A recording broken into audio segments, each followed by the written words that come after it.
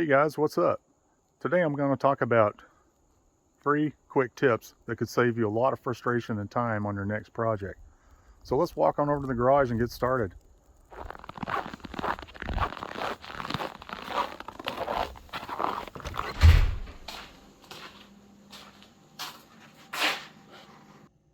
Tip number 1, I'm going to compare my 30-foot tape, my 100-foot steel tape, my 4-foot straight edge side by side for accuracy.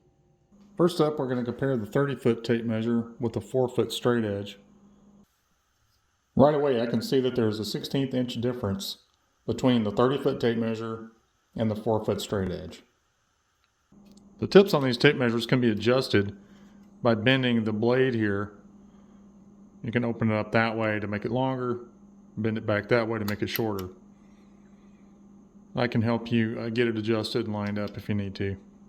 Next, we'll compare the 30-foot tape and the 100-foot tape side by side for accuracy. 30-foot tape measure against the 100-foot steel tape.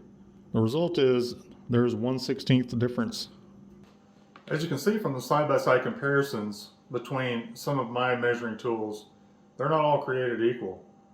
So if you're working on a project and you measure with one tape measure and the other tape measure maybe is laying over on the bench and you go make a cut with that one, and you bring the piece back and you find out that it doesn't fit, it's too long or too short.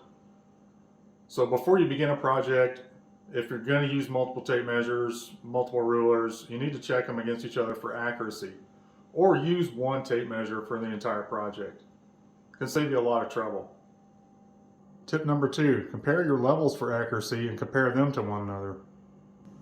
I'm comparing 3 of my levels together with each other. I have the bottom one leveled and I set the other 2 on top. And it just so happens that they're very close to each other.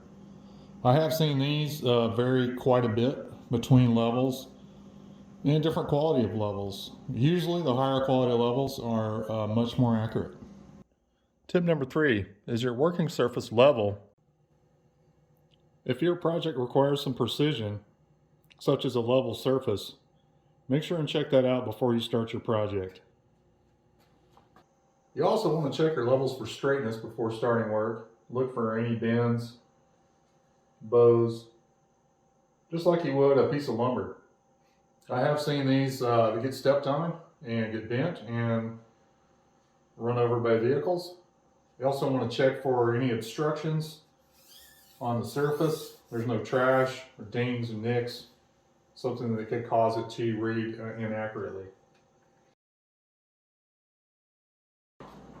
Thanks for watching, guys. Hope there was some useful information in the video, and we'll see you next time.